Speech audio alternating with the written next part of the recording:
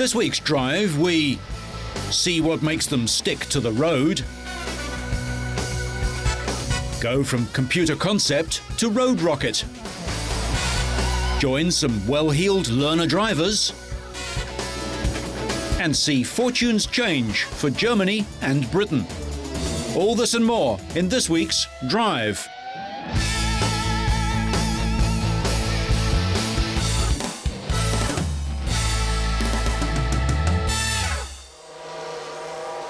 When Ralf Schumacher, his teammate Juan Pablo Montoya, and the other 18 best drivers in the world line up on the grid, they have one overriding thought: how to get in front, how to pass, how to overtake.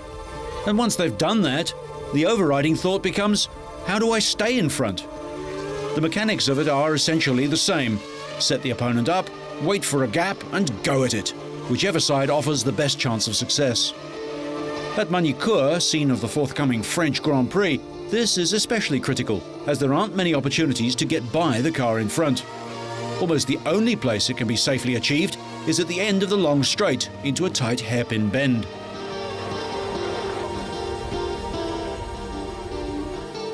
Probably the only way to pass somebody in the hairpin is getting a good run out of the long right-hander. But you normally, when you try to foul them, you normally get a lot of understeer there. So, you know, if you can get a good, draft or toe into the hairpin, you probably can pass them fairly easy. The thing is, actually, if you pass them in the inside, then you're actually just going to be too slow. Picture a fight between two identical cars on the long straight. The car in front is driving flat out, with the disadvantage of maximum drag, hitting the air at high speed. This gives the benefit of maximum downforce on the front and rear wings, depending upon the angle that the teams decided will give the best balance between grip and drag. The wings are aligned so that the airflow from the front doesn't interfere with the rear. But the leading car leaves the air in a state of turbulence, one reason why rear wings are sometimes called spoilers. And drivers refer to the area behind the leading car as the dirty air. The following car travels underneath most of this confused air in a partial vacuum. So, while the following car doesn't benefit from maximum downforce, it is literally sucked along in the slipstream, as long as it gets in close enough behind the car in front. Critically, the following driver will have a small reserve of power and can dart out of the still air and slip past the car in front, usually as they get close to where the drivers would be hitting the brakes and changing down for the next corner. And being in the slipstream with reduced downforce is a bad thing in a corner. This is where the car will understeer off the road, as Juan Pablo described. You gotta commit yourself to doing it, and that's it. Sometimes works, sometimes doesn't, and I think you need to be well positioned when you're trying to do it. You need to be 100% committed. So, with the advent of huge aerodynamic efficiency, drivers have still more to think about, like how their cars will behave if some of that extra grip is lost when behind another driver. Also, the French track offers another little problem for drivers. The main problem at the track in Magny-Cours is that it's very difficult to see into the corners. You sit very low in a Formula One car, and the curve radius there is sometimes a little odd, so it's very difficult to find the apex of the corners. You have to get used to it, especially in the really quick corners that you drive through in 4th or 5th gear. The circuit is relatively new. Formula One races have been held here since 1991. But these deep corners make it relatively unpopular with the drivers. The cars will have their wings set quite steeply for maximum downforce and grip on the flat corners. Montoya and Schumacher will refresh their memories of the track in the team's simulator. I think Magny-Cours circuit overtaking is very difficult, because as you come out of such a quick corner, turn 2, it's very difficult to follow somebody because the aerodynamics of the car don't work that well when you're too close. So you can lose quite a lot of ground. Unless the car in front doesn't make a mistake, it's nearly impossible. It's hard to overtake, so the track is relatively unspectacular, and the race might be won in the pit stops. The exception is turn 1 at the end of the start-finish straight, where drivers will try to outwit one another. At the end of the long straight, there's a really beautiful 180-degree hairpin bend to the right, which absolutely begs the drivers to overtake. There have been lots of overtaking maneuvers there in the past, but there's also been lots of crashes. If the drivers don't happen to agree with each other, then they tend to crash. How would you like one of these toys at home? Computers analyze data from past races and test sessions and are a major part of race preparation. But when the lights go out, it's all down to the man in the hot seat.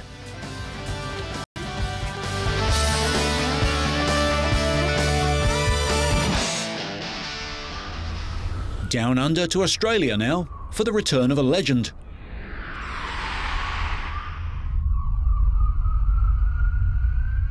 Holden is the Australian arm of General Motors, and they build some unique cars. 30 years ago, they built a muscle car called Monaro, and they've just done it again, putting the nameplate on a thoroughly modern machine. What's interesting about Monaro is that it will travel beyond the wide brown land of Australia and be seen in many other countries, badged as either a Chev Lumina SS or as the new Pontiac GTO. Essentially, Monaro is a two-door version of the Holden Commodore four-door saloon, which is already sold in some countries as a Chev Lumina.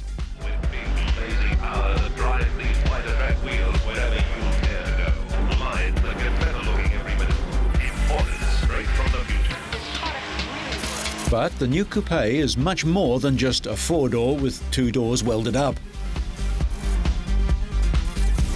The original prototype was built by enthusiastic engineers after hours and in their own time, and largely without the knowledge of the company's senior management. The first hand-built version headlined the Holden stand at the 1998 Sydney Motor Show and received huge public support, so the company gave the project the nod, and the rest is history. From then on, the resources of General Motors came into play, with the latest computer-aided design and manufacturing systems used to shorten the process. Unfortunately, the demands of cost-effective mass production and road-going safety requirements meant that some of the prototype's more spectacular features got lost in the conversion from showstopper to streetcar. The final result is big and heavy. It's 4.8 meters long, 1.8 meters wide, and weighs 1,645 kilograms, over 1.5 tons.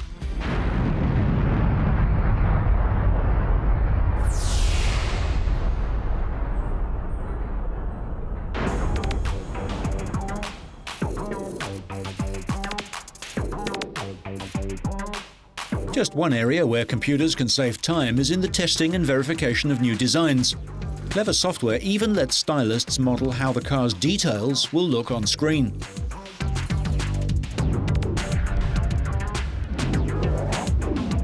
Compare what the computer saw with the real side impact test.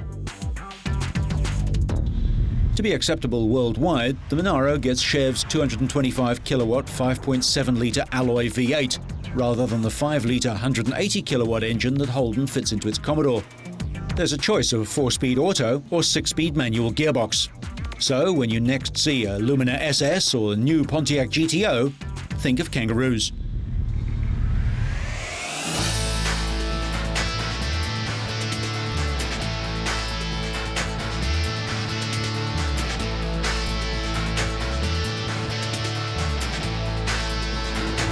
At some big companies with big reputations for building high-quality cars, there are a few people with very unusual jobs.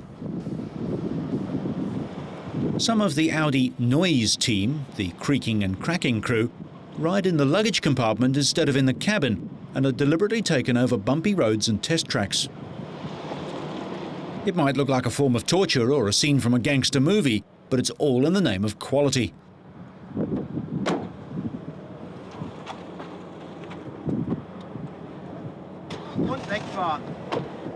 During the development of a new model, innumerable tests are carried out until the last creaking and cracking noise problems are eliminated. Typically, noise analysis for Audi models takes an entire year.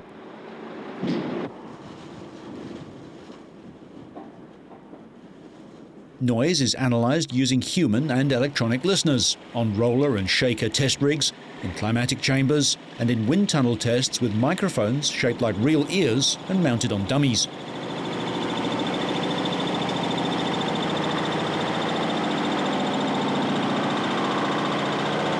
Those who pay top dollar for their luxury cars expect top quality, and manufacturers like Audi guard their brand and their brand promise carefully, aware that even the smallest, almost invisible detail can affect a customer's driving and riding pleasure.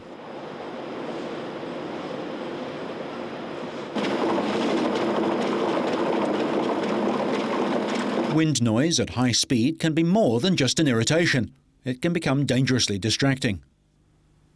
Airflow over the car can also affect fuel consumption, engine cooling, and even the road holding and handling too. Interestingly and unusually, Audi conduct airflow tests on full-size prototypes, not models, and on a rolling road. Rollers under each wheel that allow the vehicle to be driven normally, but without going anywhere. This is done to see if the movement of the wheels and tyres have an effect on the flow of air, especially on the underbody. It replicates, as closely as possible, the effects of driving on the road, with variously studded rollers reproducing course surfaces. Audi expects their cars to carry rear seat passengers too, and checks the back of the cabin for noise levels. Meanwhile, the nose team sniffs out trouble by sticking their noses into around 500 various components from the vehicle interior, analysing all the smells the human nose can detect. To replicate high temperatures common in many tropical countries, they heat up components to 80 degrees Celsius to ensure that smells don't arise when car interiors get hot. Smells can come from various plastics, leather, and the adhesives used in the interior for years after the car was built. Audi is a pioneer and a benchmark in odour analysis, the only luxury car manufacturer that employs a nose team on the trail of disagreeable smells. The nose team consists of 5 people, 1 male, 4 female. They can't smoke, wear perfume, or eat spicy food before coming to work because these would all lessen their sense of smell. Large components, such as dashboards, are inspected in a special stainless steel heat chamber. Sampling the smells given off takes place via a hose with a glass mask connected to the chamber. This is so no odours from the air can affect the assessment.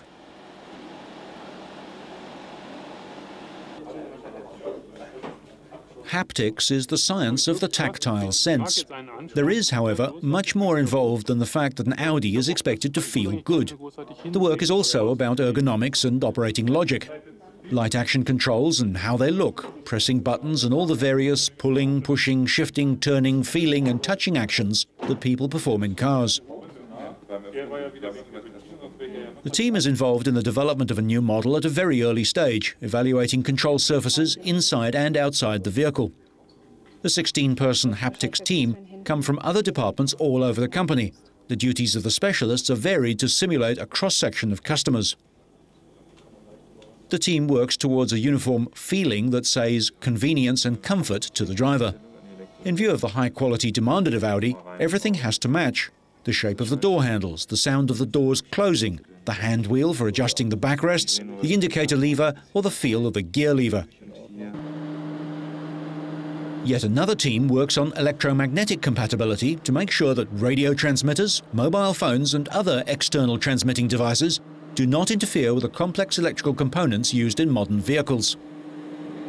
To conduct these tests, they use a specially designed radiation-proof hall in order to ensure that all the electrical components in the car are immune from outside interference, something that is vital for safety systems such as the ABS or airbags.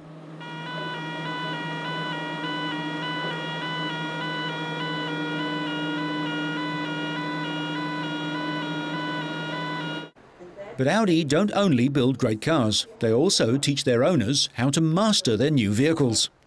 As the global growth in permanent four-wheel drive vehicles penetrates the Asia-Pacific in earnest, Audi is conducting hands-on training sessions to show drivers how to safely get the most out of their cars on roads in the region.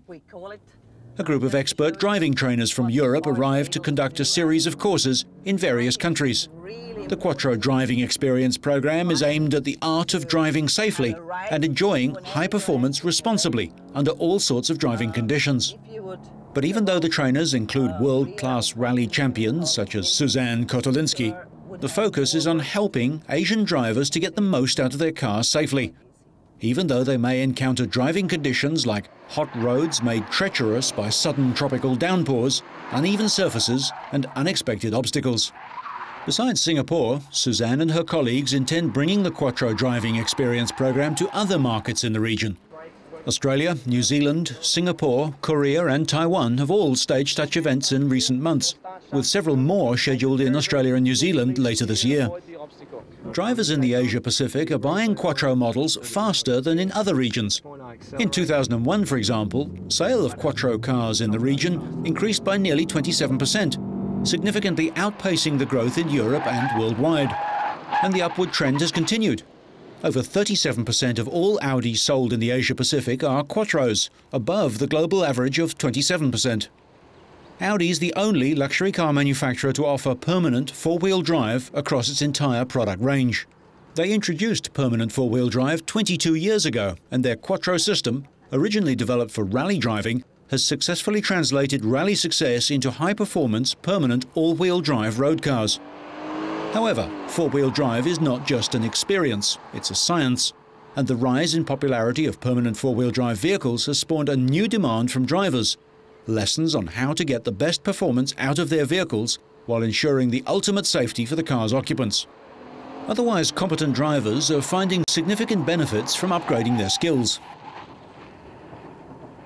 During the one-day courses, drivers learn the theory of Quattro, followed by hands-on experience to boost the driver's confidence in handling any situation they may encounter on the roads. Beginning with the correct seating position, the course also teaches drivers how to bring their car back in control during a skid situation, such as might occur on a rainy day, sudden lane change maneuvers, emergency braking and hazard avoidance. Most drivers are familiar with the steering and braking abilities of their vehicle under normal driving conditions, but are perhaps not aware of what the Quattro is capable of under hazardous situations. By experiencing these extremes under the safe supervision of the instructors, drivers learn how to react correctly and safely whenever a situation might occur unexpectedly, while also enjoying a driving performance second to none.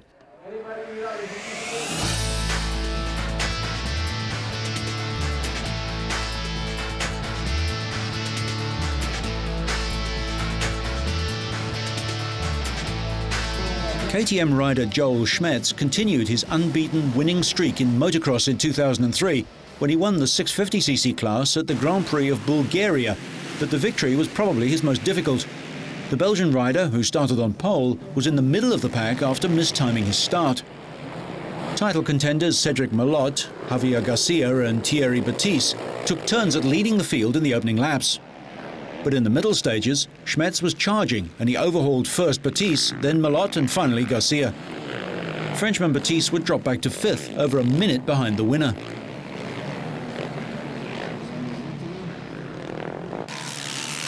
Garcia finished a lonely third, 47 seconds off Schmetz. Malot celebrated his highest ever Grand Prix finish in second place, 25 seconds down. Schmetz held the lead to the end to keep his perfect season intact. In typical fashion, the KTM rider produced a faultless performance. Yeah, it was for sure tough. I was lucky today. It was not as bad as it was yesterday because, yeah, it's when you get tired, it's dangerous to lose concentration. But yeah, riding was okay. 5 victories from as many races ensure the KTM rider is 17 points ahead of the Spaniard Garcia. Malot, also from Belgium, is third overall with 98. Andrea Bartolini of Italy and Dutchman Marc de Ruyver were in a race for second place in the 125cc class. Frenchman Michael Machiot kept his title hopes alive with a convincing victory. The Kawasaki rider beat Bartolini by nearly 4 seconds and moved up to 4th place in defence of his title. The title is incredibly close, with Machiot the only rider to have won 2 rounds so far this year. Meanwhile, Schmetz failed to complete the double after finishing second in the 4-stroke MXGP class. He was beaten by countryman Stefan Everts, who remains third in the overall standings behind series leader Michael Pichon of France and Schmetz. The top 3 riders continue to share the podium, but there's still 8 rounds to go. The BMW Boxer Cup, the one-make motorcycle series, seems to be blighted by bad weather. But since this was England, that's hardly surprising. Being a wet race, the choice of tyres was up to the rider.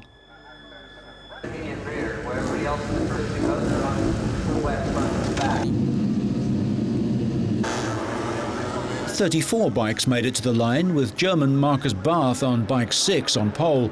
But for Spaniards Valera and Busquet, The race was over almost before it had started, although Busquet was able to continue.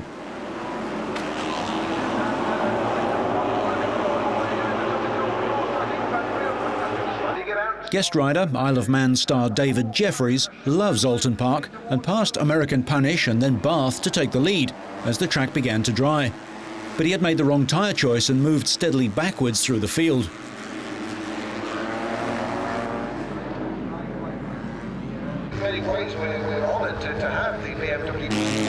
Barry Burrell, just 16 years old and too young to ride a bike like this on the street, outbrakes himself and takes to the escape road, promoting bike journalist Gus Scott to 5th place.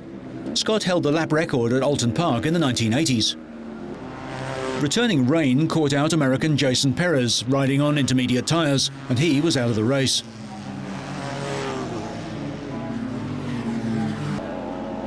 Italian Roberto Panici fought through to lead by 4 seconds, but the changing conditions were making things harder and harder.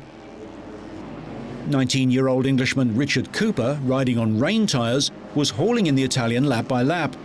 Cooper was keen to make amends for his early crash in round 1 at Daytona, where Panici was the winner. Using all his local knowledge, Cooper was relentlessly closing in.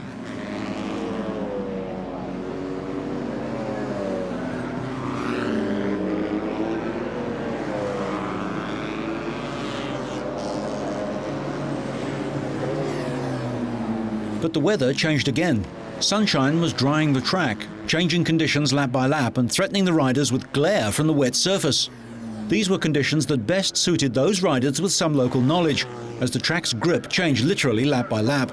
Panici's dream car team were counting down the laps to the flag, watching nervously as their rider's lead was steadily eroded by the charging British rider. Cooper had made what would ultimately prove to be the right tyre choice, either by luck or judgment.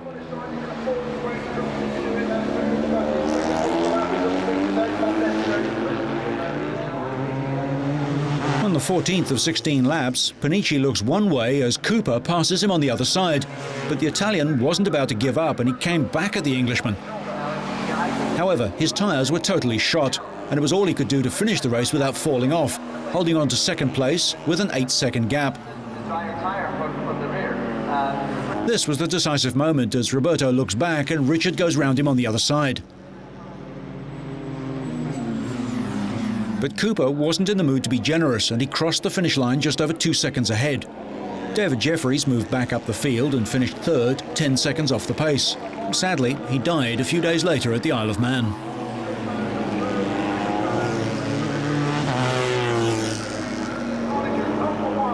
Down in pit lane, British team manager Mark Fisher was ecstatic with his teenage team as Barry Burrell came in 7th, half a minute behind his winning teammate.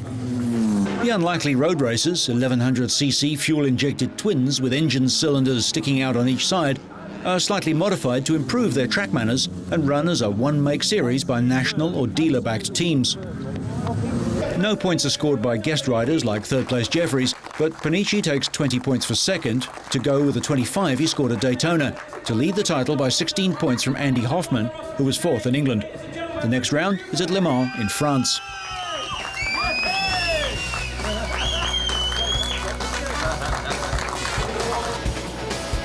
Well, that's all for this week, but so you stay on track and up to speed, make sure you catch next week's Drive.